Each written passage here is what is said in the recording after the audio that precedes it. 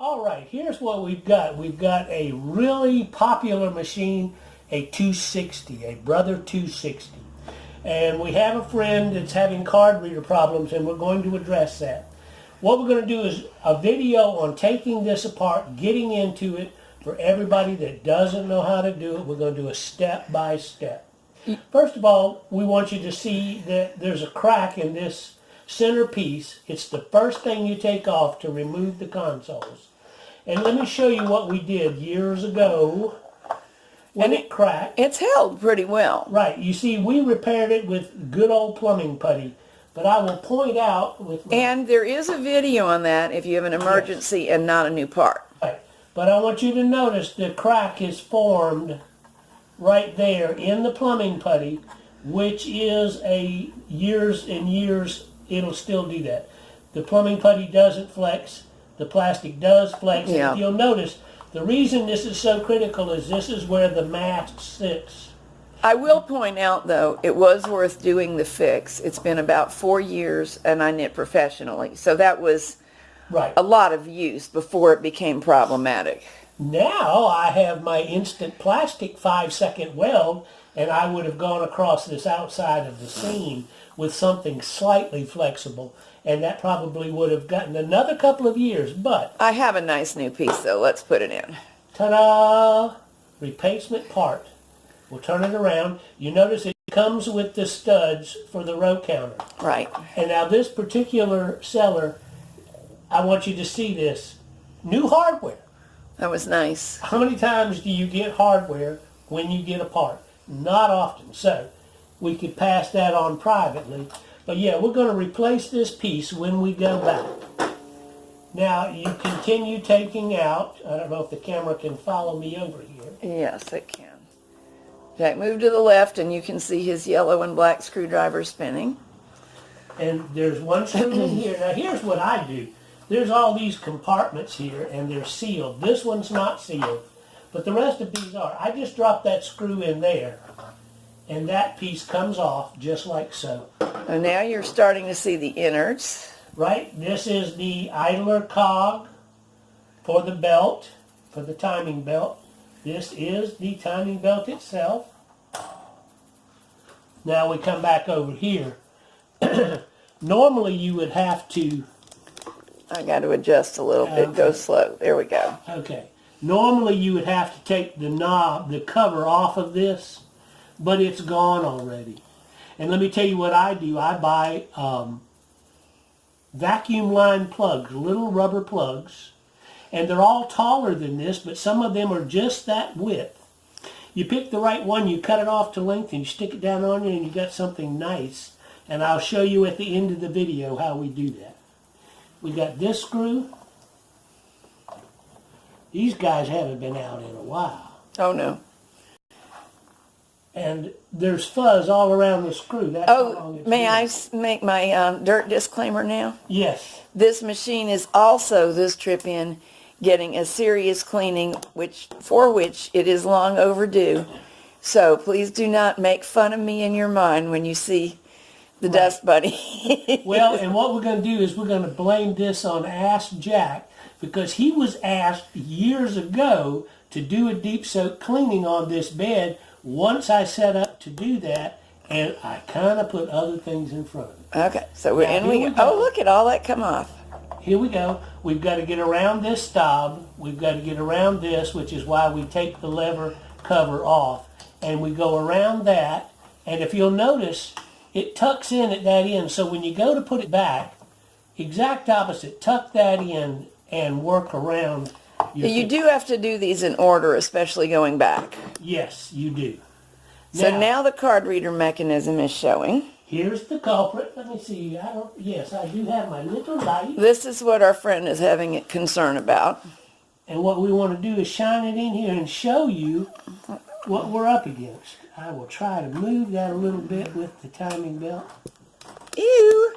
Ew. Oh. And we all know what that is. That was nice, clean lithium grease at one time. But this end particularly, let me get my indicator, right there, you see how dark and black that's getting.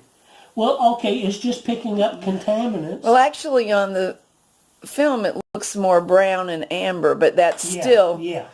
it's not actually filthy dirty, this one. Sometimes there's much more No. fuzz in it, And I'll show you. but it is, It's still greasy. stick your finger down lower, and I still can't catch you.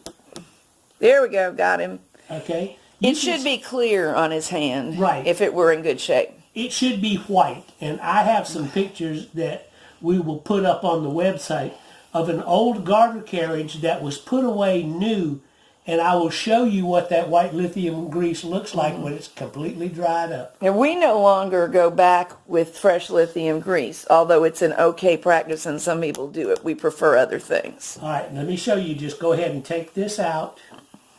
It just sits there. This is the guy that bounces. I'll try to make him bounce. The other one did. Oh, the other one did. This one does too. When you are changing between, but we just take him out, and since he goes with this section, we put him in the bucket for that section. Got it. That's a really easy way to keep your hardware and your parts all together. And we're going to tell on me again, look at those compartments. They really need to be cleaned out. So we'll leave that in there. Now, while we're here, where's the camera? Is it just over here? Yeah. Okay, SpongeBob. This machine was being used, and she was knitting on it regularly. Can you see the difference between what is not compressed and what is compressed? And here's the interesting thing. He took it out about 15 minutes ago, and since then, the smushed part is starting to rise up. That does not, however, mean it's in good shape. It will immediately compress down to nearly nothing. And which is what I'm showing right now. And so here's the thing. The last time I knitted on this machine was about 2 weeks ago. And at that time, I was perfectly aware the sponge bar was wearing out and that I hoped I would get this one more project out of it, and I did. Since then, it's become unusable, basically. In that time, just sitting there, it reached the end of its life and kapow. That will not give enough bounce and resistance to do anything except possibly stocking that anymore. Tuck will malfunction. You'll randomly get wrong color stitches in two-color knitting. And when he pulled it out, the sponge was exactly level with the top of the tray. Right. Let me point out how thick it is right there, and I'm moving it across my hand slowly. Now I'm going to go back to the center position and watch it get thinner and thinner and thinner. The area you use the most. That's right. Yep. First test, and we try to tell people this, if it starts to misbehave in the center section, go all the way to one end or the other and select a set of needles, because I'm going to show you the far end. I might still get some action out of that. Right. And that would tell you, okay, center of the sponge bar is absolutely gone. Now, every knitter probably already knows this. We're simply reiterating it because it can sneak up on you even if you are expert, and that one's kind of snuck up on me. And I would like to point out that people say, I just put in a new sponge bar. What they don't say is the sponge bar was sitting in my knitting room for 14 months. You still may have a sponge bar problem. Now, we're going to stop at this point, and I'm going to trade up and get where I can show you how to take these end plates off, because we're going to take this bed out of the casing. All right, these are the rivets on the Brother machine that you have to get out. Let me see if I can get this where you can see it. See, it's got a multi-pronged little end. Let me try to zoom in on you. Okay. There, we got a good look. Okay, I'm rolling it around. It's got a multi-pronged little end and what we call a mushroom button. And they will separate. I say We that, can't yes. see you. Okay. They will separate, so you have that base piece and the seal button. Now, I'm going to flex those back in. You can see it clearly now. This piece goes in the hole, and when you reassemble, sometimes you have to get one. That's the 4-prong piece going Right. in the hole. Right, the base. and I get my little flat tip screwdriver to help those prongs go back in there. Then when the button goes down in, it's going to spread those 4 pieces out again, and that's what seals your rivet in. And you'll notice we have one here, so that's 2 on the bottom, and I'm going to flip this up for you to show you that there's one right here on the back side. I would suggest start by getting all of these rivets out on both ends. Get your butter container out so that you can flip them into it. There we go. Okay. And if you'll notice, this was sitting here because you don't want to damage... Okay, we can't see. Okay. Okay, I've caught up to him. All right, our butter container was already there because we do not want to damage this knob. So when I flip the machine upside down, I lay it over into the butter container very carefully, and it'll actually balance there pretty well. Here's another thing too.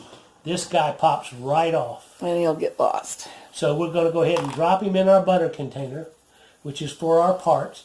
But yeah, that's just a little trick of the trade. I'll talk about this for just a second while we're here. These 2 pieces have to bottom against this stop. You don't know how many times I've gotten an email saying it won't pattern right, it's making a horrible noise. This stop has flexed up and it's letting these 2 pieces ride under it. But you would see that instantly if you got to this point. All right, now what we're going to do is get this end cap off. You don't know how many times I've gotten an email saying, I removed the screws, but I can't get the bed plate off. This bed plate does not come off. People seem to think you can get this needle bed off. Well, I see why. It looks and look logical. down in there. Except if you know anything about the construction and you look at all of these little brads, you realize, okay, this is affixed to something under here. This is all one piece. So we're going to take this apart.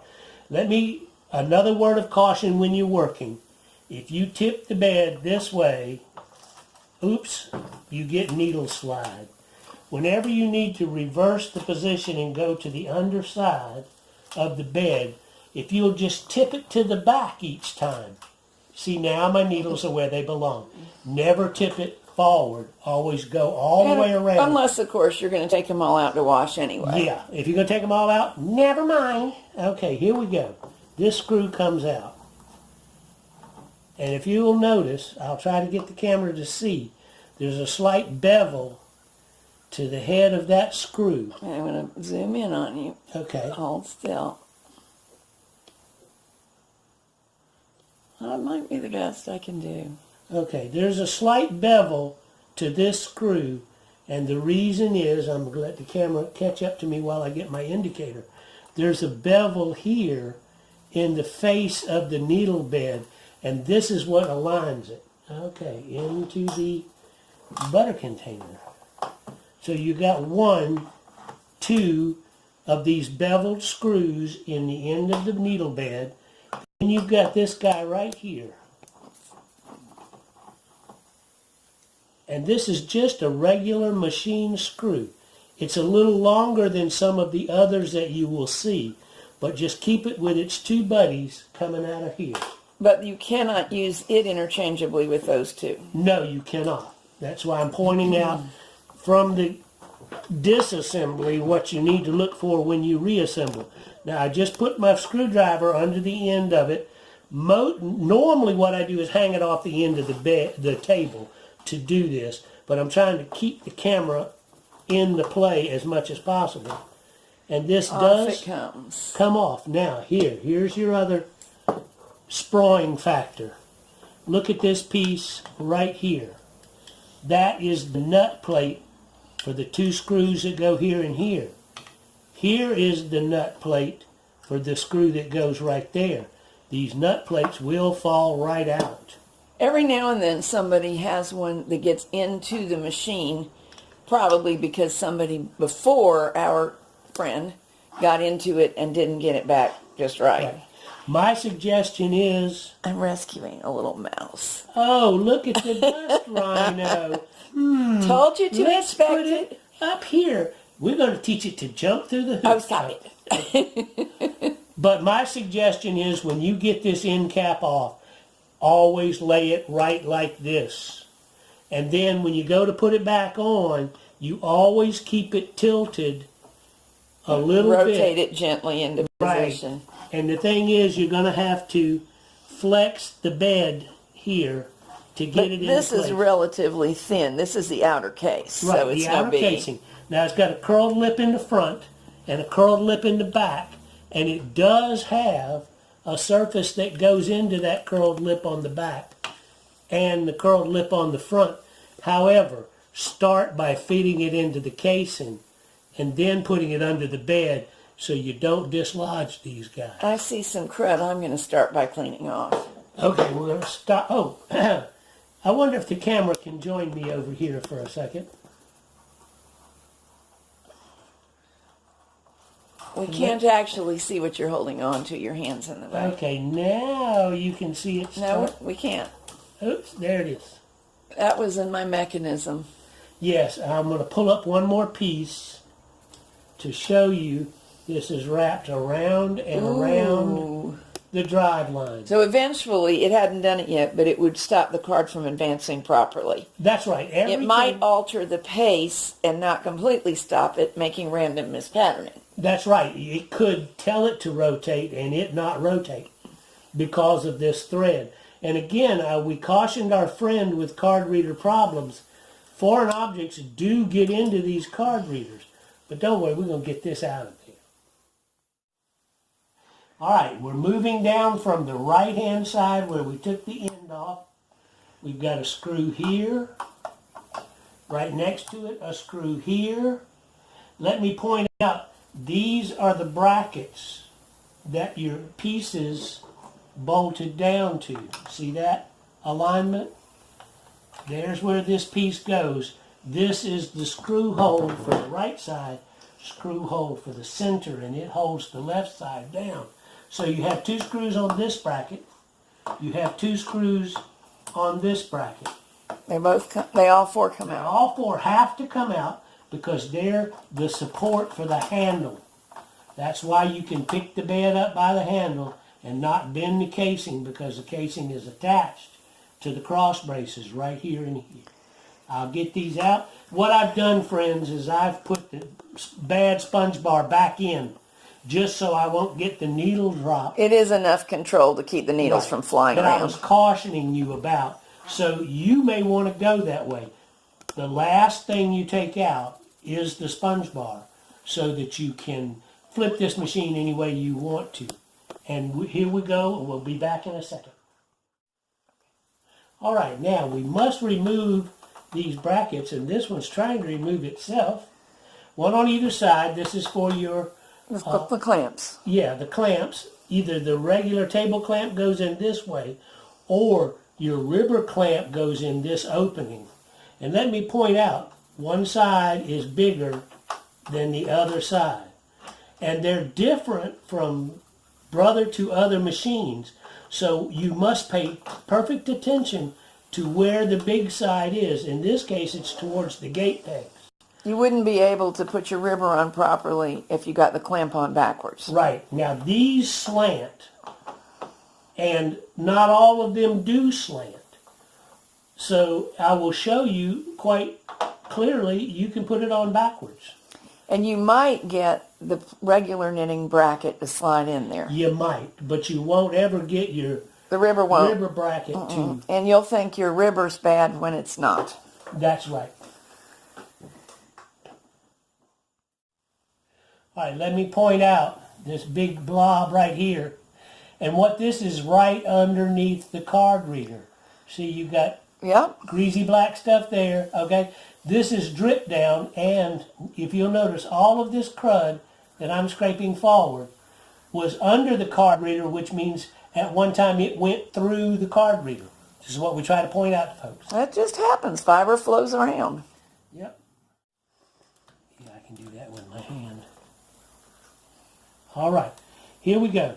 Let me point out to you what happens when that knob goes up and down.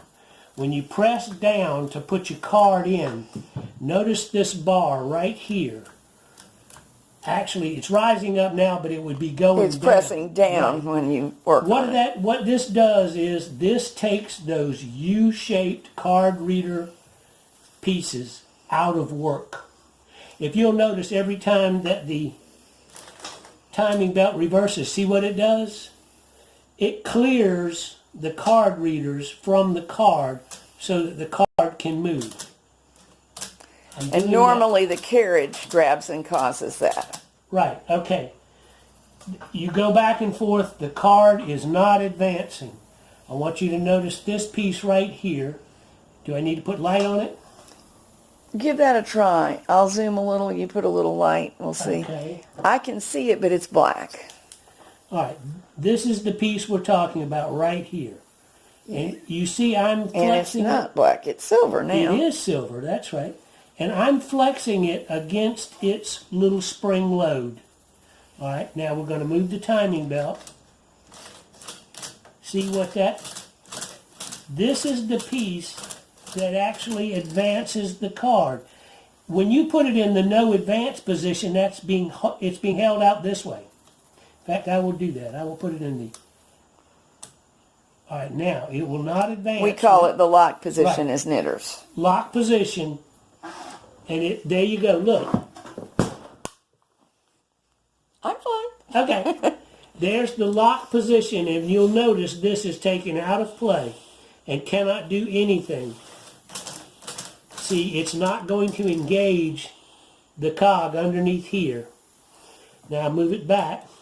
This is the one position, so it moves the card every time the card reader changes direction.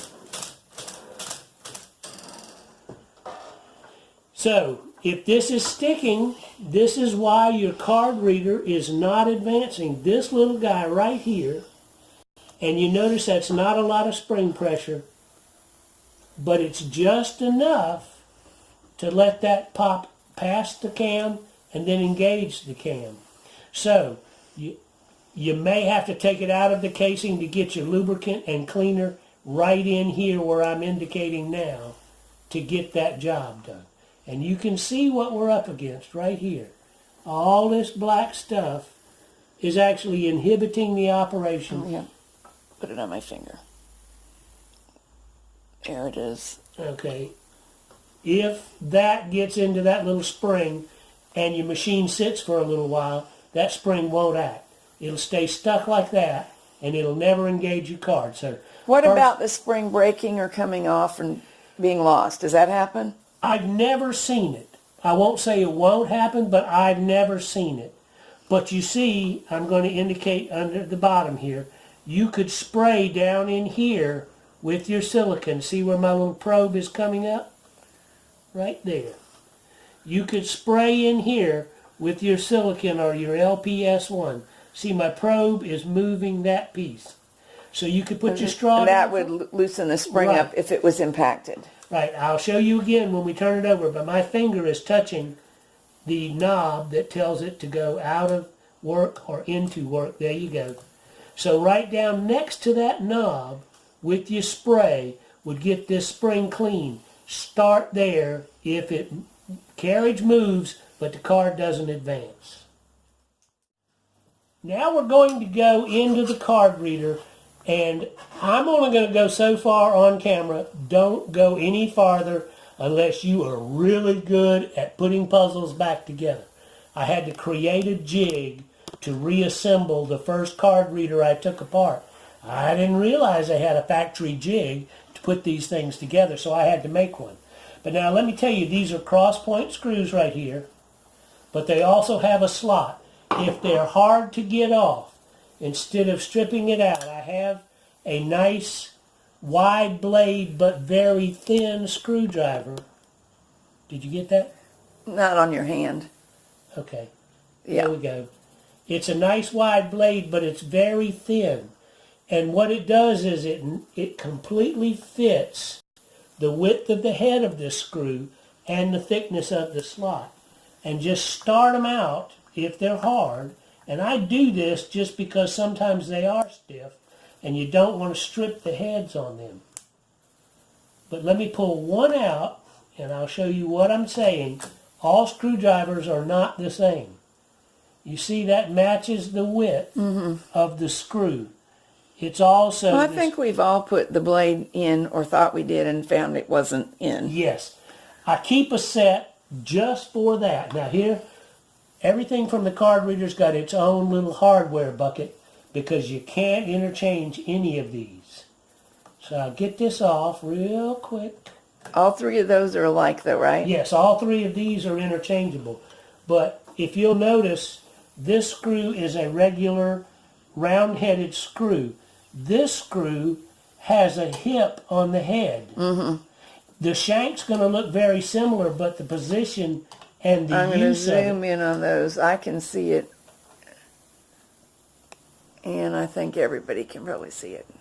Okay, these, I will point out, are the Wait, same... we can't see them because I'm too far in. There we go. Okay, these screws on the bracket are the same as these. They have what they call a washer head on it, which means it's just as if it had a flat It looks washer. exactly like a It washer. looks like it has a flat washer under it, but it's the head of the screw that does that because there's adjustment here. I'm trying to get where we can see the ones you were pointing to. We see them now. Okay, there you go. These are all washer-headed screws. I'll get this last one out. So you're getting sort of a hardware lesson as I go along. All right, now, ta-da! What did we just do? Something went sprawling. Okay. Oh, look. A ladybug into the bucket of containers. This is the spring cone. This is aligned by those screw holes. And if you'll notice, it doesn't really want to lay flat until you get it lined up and you put this. This is not just a cover, it's also a stiffener. This piece right here actually holds the comb spring flat, and that's what puts the tension on those card reader I clips. want to make a little statement here. That is a comb spring, but there's another comb spring in the bed, yes, that has a different job. And don't get messed up by the terminology because they're both springs that are combs, but Right. one of them is part of the card reader. Here, this is why we call it a spring. And obviously it looks And like a it comb. looks like a comb. And both of them do. So Right. This is for the card reader posts. The comb spring inside of the bed is for the actual needle tension. And it opposes the sponge bar. right. And the needles are sandwiched in between the two, staying in the right position. It's what allows the needle to go all the way out to catch the yarn and come back in. The hold position, if it didn't have this comb spring in there, when it went to the hold position, the sponge bar would push it out of its track. All right, here we are. We're where we need to be. Now, I want to point out, you can take this piece off. I'm trying Yeah, to- you may want to come around the end. That's what I'm doing. Okay, Our friend is having an issue with these, right, which I don't think my fingers showed. Would you point them? right. Yeah. These are the card readers that people call U pieces or staples. They do look like big. I call them staples because to me they look like industrial construction staples. They look like fence staples. Yes, exactly. I don't think you could use a fence staple in place of one. And yeah. But let me see if I can get the camera to zoom in and let me show something here.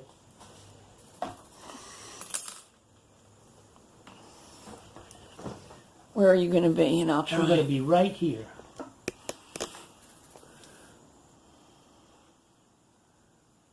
Okay.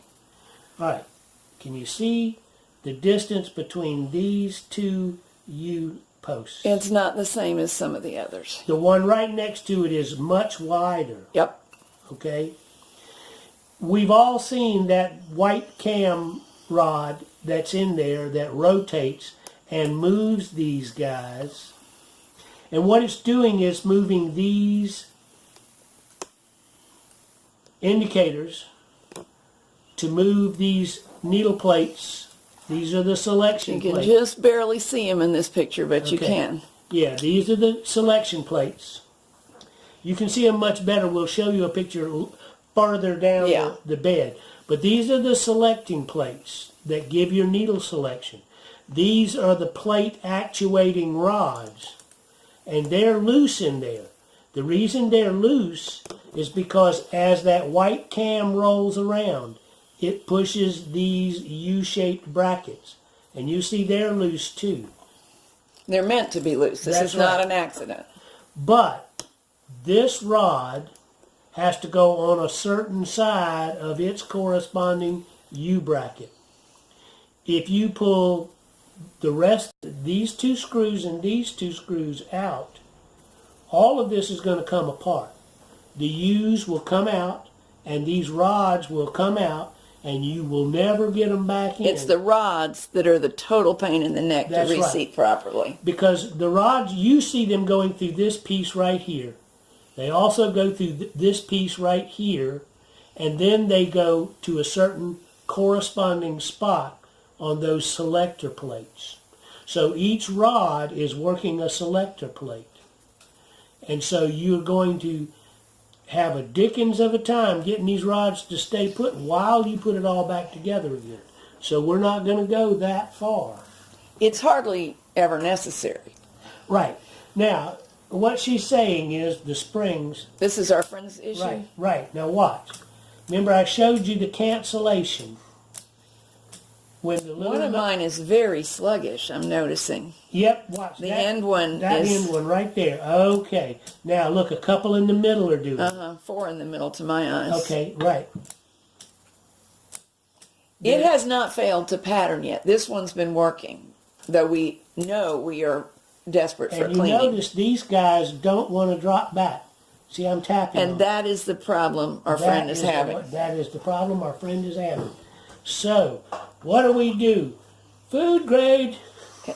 Nobody could see that, but let me turn it so that I know they can. This is the product that Jack uses to free and loosen things. It's a silicone product that's definitely tested and safe for machines. And everybody is always writing us, you can go ahead and do it, and saying, well, what about this or that or the other silicone? And the answer is maybe.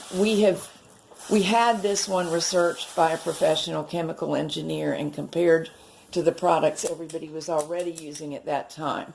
This was their recommendation, and then I used it for over 2 years on my own machines before we said a word to make sure it was all true. Since then, it's proven itself. There may be other products that also would, but obviously we cannot have tested them all and aren't planning to because it takes so long and there's a risk involved. So if you want to do your own research and take your own risks, that is your option, but we can't recommend them. Right. I have read the MSDS, which is Material Safety Data Sheet, on a whole lot of chemicals. That was my job at UGA. One of them. But, this one satisfied him as something we didn't mind having in our workspace. and I will tell you, I have breathing problems. I'm on medication for breathing now. Old, but this has not caused me any problems at all. But, you know, people are individuals, and therefore they really must do their own research about their safety needs. That's right. All right, I've cleaned it up. I'm wiggling these guys around. I have everybody but two cooperating. What I'm going to do is take off a piece that I'm discourage you from ever taking off. I will look inside there and see what I see, and I'll get back to you. We just did a machine rescue this weekend, and while I was there, I did a little cleaning, and the comment was made, you just use that spray so freely. Yes, I do. The food grade is the least expensive of the products that I recommend, and you're right, I washed the machine with it. So I just did that. Now, Ta-da! but look, you see, we still got a couple right here, but now I'm going to work the timing belt. Ooh, look, they dropped into place. Now, I wonder why that is. May I make a guess? Yes. I do know that sometimes information stays with the card reader from the last card it had. I've seen it happen before. Was that it? I don't think so. I want you to watch right in here with the camera. I'm going to move my hand so the light's on it. And watch our rods respond. Now, this is no card, so that means every one of these pretends like it's reading. Okay? And there you go. Watch those move our connecting rods back and forth. They're each one swinging Right. to and fro, aren't they? Yes, they are. They're pushing the rod over, and the cam is pushing them. And then we're going to start over again. Now I'm going to back up. We clear. Oh, now see, these guys didn't drop down. The reason is, and I don't know if the camera can see it, but this rod is being pushed. That means the cam is in a position where these ones that are staying up are being pushed by the cam at this time. What cam? The white cam rod. Ah, okay, got it. That's moving these, that's telling them how to move the needle plates. So when we move this and they drop down. Some of us might think of it as a roller. It's the roller with knobs. Right, Yeah. okay, that's a camshaft. But what's happening is, see these guys, watch them, they're trying to, see that one ride up? Yes, I do. All right, now what we have to do is go to the other side and clean that camshaft. They're sticking to the camshaft. And we saw it was gummed up. Exactly. So this is a twofold, one side, other side situation. Well, now, let's clean it and see if that fixes it. Well, but what we have to do is reassemble this. Right, because if we flip it back over, right, these guys will fall these out. will come out, which isn't that bad. It's just then that they'll allows lose the these rods. to come out, which is very bad indeed. I learned some new words from you that day. Yes, I know. All right, I'm going to make it a little hard on the camera. Here's what I've done. I removed the plate that was right here. And let me point So out... nobody sneeze. That's right. No sudden movement. Let me point out a couple of things. There's a dimple here, and they have to fit into these two slots. Screw hole. Wait. You need to do that again because I was too far out for them to get a good look. Okay. There's a dimple on this end that goes in this slot. There's a dimple on this end that goes in this slot. Now, let me show you the conformation of the rear of this. Okay, Yeah, angle it like that, yeah. Now can you see? Yes. Lip, outward part, lip. Mm-hmm. All right. Woo, we just lost our natural light. Let me turn on the light and see if it helps any. Okay. When this plate is properly in place, this section right here is what encapsulates these rods, which is why I would say the only time you would pull this off is just like I've done here. I'm on a wood block right on this end. He's got it braced on a 4x4. I'm on a wood block, right, so that it's not on the needles, it's flat to the block, and the other end is solidly on the bed, and I'm not moving anything. And there are no children or animals or visitors in the house. And can the camera see right here Yes. how well separated those plates are? You see how I'm thrumming through them right there? Now I want the camera to come over here. They're not. They are not. You can see this end, they are, but as we come towards the center, these little guys are all stuck together. This is something that has not yet caused patterning problems, but we've seen it do so That's in right. machines that have had a lot of use. Mine was probably very close to the edge. Yeah. And what you have to do is exactly what I'm doing. Separate them with a small tool. Then you want to silicone all down in there, because what's sticking them is the same thing we've been wiping off of here, old dry grease. But Or not necessarily what I would call dry, but it's much thicker than it originally was. here's the light showing you. We can't see through your finger. One of the rods right there, I'm moving it. It's this way. If it goes any farther back, it will fall out of the U position. And then you have to put it back on the correct side of the U. And you have to know what that is. And we have occasionally seen one that somebody may have been into, or we don't know if it could maybe jump, or I don't know if it could maybe jump, but some of these rods down here, by what I call the staples, were more or less in position, but were on the wrong side of their staple. That's right. And I'll just tell you, somebody went into the machine. You don't think they can jump the track themselves? No. They had to have been released, just like I've done, to be able to do What that. about in shipping? Ghastly things happen No. in shipping. No. If this machine is completely assembled, they cannot get away. And what I'm going to do is take my little flat screwdriver and push these guys back. This is the beginning. Oh, I see, yes. This is the beginning of a disaster. And since that one doesn't want to go, here come the hemostats.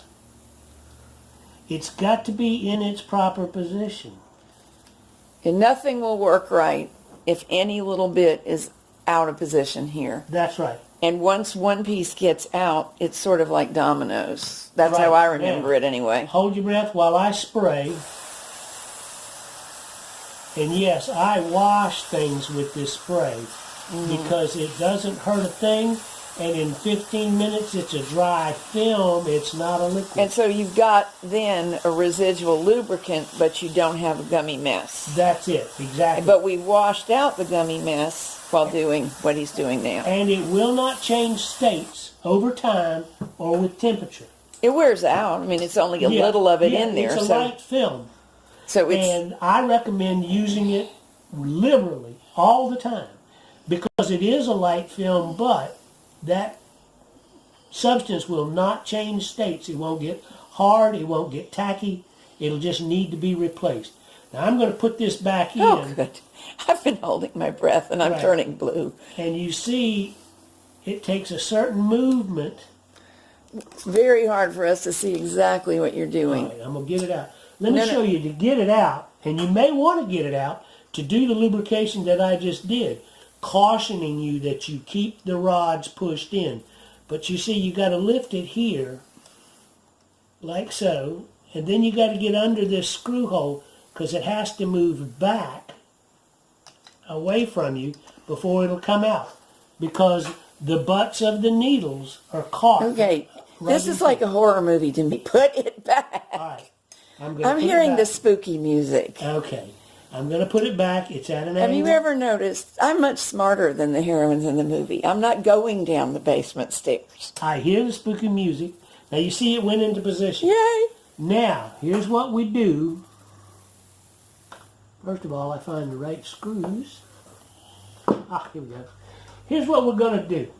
And this is what you would have to do. If you'll notice, this bracket slides back and forth.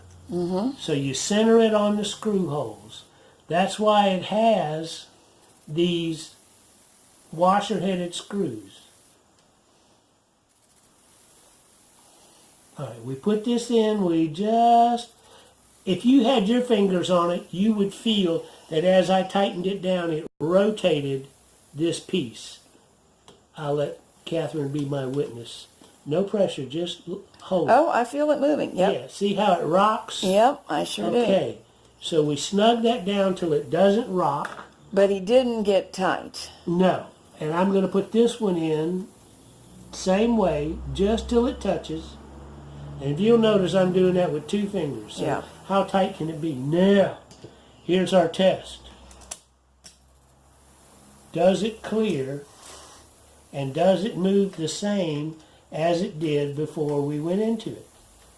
Is it pushing each rod that way as its turn comes? I think so. But that's what we're looking for. If one of them acted eccentric, it would be your clue something had not gone back together correctly. That is absolutely right. While we were working the things to and fro, the rods and the staples, to make sure that they were running correctly, this fell out. This is the kind of thing that could cause mayhem. Goes in our fuzz collection. Now, the reason that fell out, it was trapped in the channel of one of these card readers. That's why we're upside down and why we're doing this. And I will spray it again. If you'll notice, see how this one's popping up? Yes. Okay, it shouldn't do that. Only when we hit the release lever should it pop up. But you see they're popping up because there's stuff. They're still not clean enough. That's Okay. right. So I'm going to spray them one more time from the bottom. Well, we may do it 10 more times and work it back and forth until all of the goo falls out like that last piece, right? I'm going to do it again from this side. Then we're going to flip it over, clean our cam rod, and then come back and see what we've got. You may have noticed that this was a yellow gooey mess, and we just finished cleaning it off, and some fuzz kind of came out from under the edge and from under there. All right, this part is specifically for our friend that's having card reader problems. The reason for the season. Let me point out I put an extra pig mat here. See how wet we've gotten? And I put a pig mat on the floor. Pig mat. It says PIG right on them. They're very absorbent. Now for this, I'm using the LPS1. And here's what I'm going to do. I'm going to operate the belt by hand. And the reason I'm doing this is because on the on the front side, these U brackets go into a slot. On the back side, there's only a hole the size of the bracket. So we've got to be able to clean the hole, which is on the other side of this plate, and we've got to be able to clean that slotted area. So what I'm going to do is I'm going to use the LPS1 very liberally. You can watch this get wet. And I'm going to operate the belt at the same time. Now we just cleared it. Trying to work the stuff through? Right. I've already done this This is one. the foamy one, right? Right, this is the foamy one. You can see it going in there. This one's just about out. I've already done this. But you want to make sure that you get in this area right here by going over the top right underneath this piece. Because there, if you look at it and the camera can't look, there's just a hole the size of that rod. And so we want to make sure that we pretty well soak that with the LPS1. But even more importantly, that it drips through cleaning that hole out, right? Right, exactly. And it might take a few times. Yeah, I've just done it a couple of times.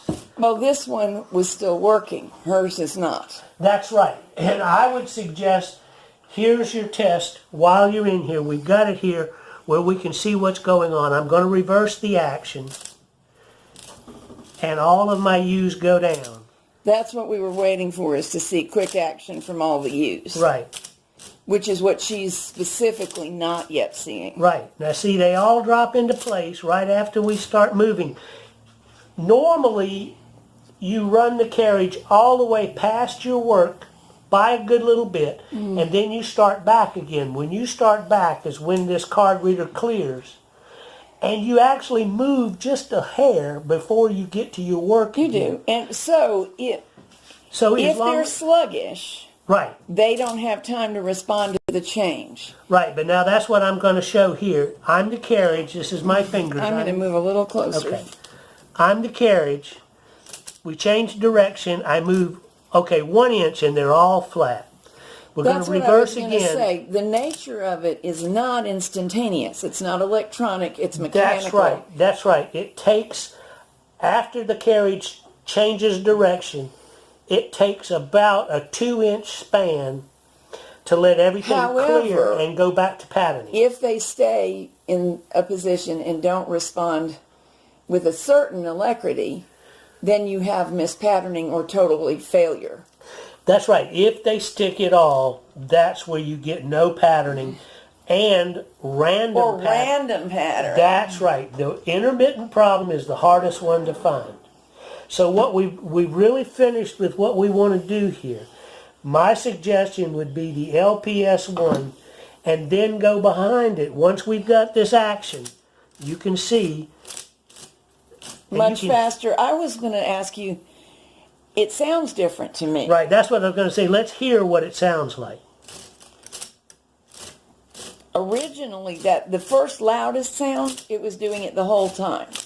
Much harder to talk over. And you're going faster than you were to begin with.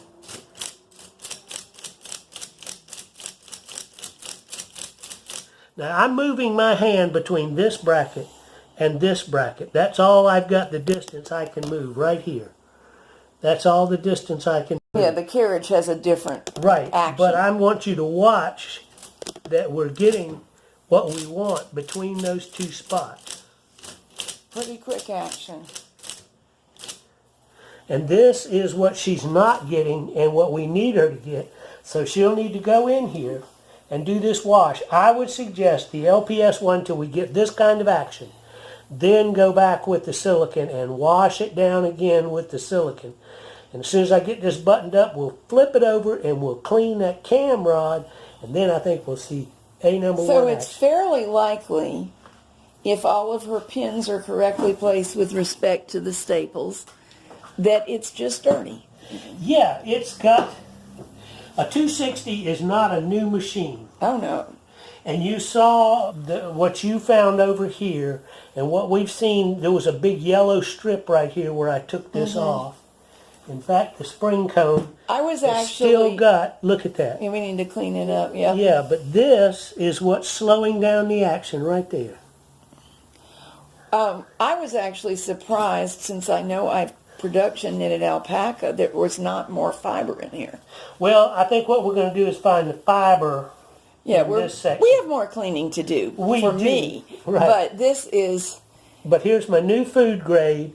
I want to get as close as I can to those slots, and I want to wash each one. I'm actually moving the card readers with the spray. That's how forceful it is and how close I am. And how to loose it. they've become, which is That's good. right. How freely they're moving. Same thing in the back. I want to get as close to the base of each one as I can, and I just want to wash it down with that silicone. My 260 will be so happy. It will. Dude, listen to that. Nice. All right, we're putting this back together. Let me show you the tricks of the trade. One alignment device here in this outside hole, another alignment device here, and the reason I'm doing that is so that the retainer plate and the comb spring are all in the right position. Now we start the center one, and again, 2 fingers till it's snug. Move one alignment pin and put one in, then move the other And I alignment can tell you, what he was using is nothing fancy. What he just moved is a teeny-weeny screwdriver. The other one is a stitch pick. Right. Now, the advantage of the stitch pick is it's closer to the size of the hole. The advantage of the screwdriver is that it is not the same size as the hole, so you can work it in to align these things. But that's how you get it back in, just so. Then you tighten it up. Okay, here we go. We are cleaning up the crud. Notice I'm using my left hand back here to pull the timing belt. Oops, let's see. That is a wad, and since we have a collection of fuzz going, this is something good that the silicone makes this stuff stick together, but not to the machine. So then you can grab it. Right, you can grab it as you go along. The only reason important now, we're not soaking this bed, and so we want to not get any more than we can down inside. Of course, it's out of its casing, so we It's just going to drip out on our mats right now. Right, here we go. This was the end that was so nasty. Did you want to say something about those slit-looking things? Remember, some of them have marks across here. Oh, yeah. Let me get it cleaned up good. That was the end of a can, and so it loses its forcefulness and ability to power the stuff away. You can use the LPS1 in this position to do some of this. I prefer the silicone because I'm not going to take it any more apart than it already is. Now, we have to manually rotate this. and we may have to do a little bit of manual cleaning. Yeah, sometimes we take the corner of a shop towel and work it in. In this case, we could use a trowel. I did ask you to clean it before. Well, these, and I've seen the videos of how you're supposed to lubricate one old school, and they do have you liberally filling this thing with that white lithium grease. Really? Yeah. And the thing is that that's all well and good as long as you keep that up. But I really think they meant for these machines to have an annual inspection and cleaning. I think that's actually what was recommended, is once a year you take it back to your dealer. The dealer would do things that they were trained to do that the owner was never trained to do. And some people have mentioned to me that the old manuals never tell you to check the condition of the sponge bar. And that is my theory, is that that was expected to be something the dealer would do for you on the annual checkup. Right. And probably once a year for most homeowner use, that was fine. Oh, yeah. And there's another wad of crud for us to I get see out. it. Your right hand's in the way. Is it possible to Of course. do it without that? And what it is the place to be most conspicuous with your cleaning and inspection is the ends of these shafts. Remember, it was the end of this shaft that we pulled all that yarn out of. And of course, they're rotating. What are they going to do besides pick up crud? Before we close it up, I can see tiny residue of yellow on various places, and I'll go dab at that. But my hands will get in the way. You know how to clean up with a rag. Oh, yeah. Everybody knows that. Well, the thing is, if you spray first, then it comes off really easily. Yeah, very easily. I see some more stuff there. And that's why I do several sessions. The first one to get it all coated in silicone so that it comes clean. it's looking a lot better. Now right here. is Yeah, one of that's those what I thought places. you wanted to show. Yeah, this is a split in that cam. I've actually put the tool into the split. And I'll show you another one. I'll come on around. There's the most common one right there, is the split on this piece. But if you'll notice how these are timed between the sections so that it's actually a continual increment that these are spaced apart. The comb-looking teeth just Right. keep smoothly rotating around. Yes, what happens is, the reason I'm calling this a cam, that is a cam. That is a slanted on either side area that rises to a specific height and then tapers back off again. That's what catches your card reader posts and moves them a critical distance and then lets them go back to rest again as they go through that cam section. But if you'll notice, nowhere is that spacing interrupted. So the splits in these are unfortunate. However, they're molded onto this shaft. So unless they get bad enough that the rotating part slips Yes. and the alignment of the teeth is no longer right, you really have very little to worry about. Right, as long as you see a nice smooth spacing between them as you go between the sections, which you're seeing right here, nothing to worry about. I have yet to replace one of these shafts. They are, in fact, available. So in case They you are. have one that's a much worse mess than this, you need not panic and you need not take apart another machine. Replacement units are available.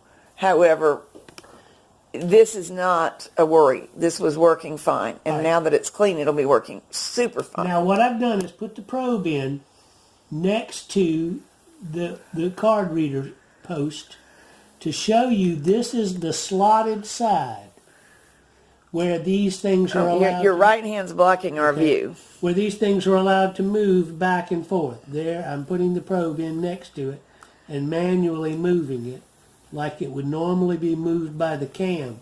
So this is where the maximum amount of lubrication, and since we're right side up, we can get that. Now let's see what our sound is like when we rotate it this time.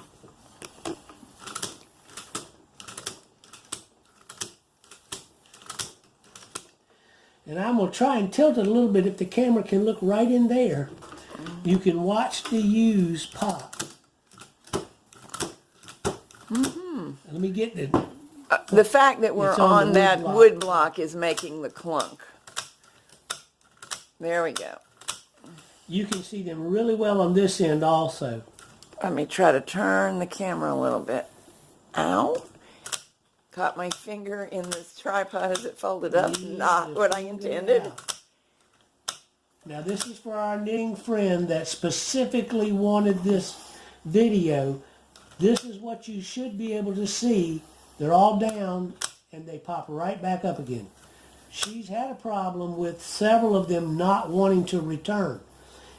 I believe she's looked at the comb spring underneath and it seems to be good for this card reader. So it's a matter of cleanliness all in there, but I will do it again. What are the chances that one of the pins, well, rods you call them, I believe, Yes. and the U's that I call staples, that some of them are actually deformed? Not very good? Not very good. All right, let's be correct in our nomenclature. These are the card reader pins. Yes, they're shaped as a U, but these are the card reader pins, and they react to whether there's a hole or a blank spot, or a hole or a blank spot. They won't come up through a blank spot, they come up through the hole. The rod is the connecting rod between the card reader pins and the plate. And the main question I had is, you feel that they're strong enough, they're not a part that would probably be worn out? I've never seen one broken or bent. Yeah, of course anything can happen, but I haven't either. Just asking. Yep, they're really hard stuff. I mean, these are case hardened. The gold ones, the reason they're gold colored is because they're annealed on the outside with another substance. They're steel, but they're coated in another substance so they won't oxidize. And so they're case hardened by putting that outer coating on there. And those little black pins are aircraft quality steel. You'd be hard put. Look, we picked up a little crud right there. Get it out, get it out. Get it out, get it out. But I'm just saying, that's why when you do it this way, it's a continual process. Now that's actually a punch from a card. It sure is. And we've seen that cards wear out. As these pins push up against the blank of the card, they'll actually make their own hole over time. Yeah. So one problem you can have, besides all this, is a card that was good has developed little flaws in it from wear. Right. However, this stuff happens too. So are we ready to do our finishing touches and close mine up? We have to address a problem that's back over here that was spotted by our friend. And what we'll do is move this around and set it up so the camera can see what I'm talking about. Okay, our friend has eagle eyes now, and she has learned to look for the problem. One of the things she noticed is this black plate right here sticks out on the forward edge, but not on the back edge.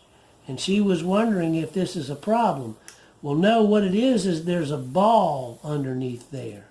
And that's holding, this is a tension spring, and it's holding tension on that ball to restrict the bounce that would normally occur as this goes around, so that when it moves one position, it's stopped in an attempt So that's to go actually a between design it. feature, not an error. Yes, it's not an error. It's meant to be that way. As long as she can see the little silver ball under this end, Which she can. She then told me she's about it. Yep. good to go.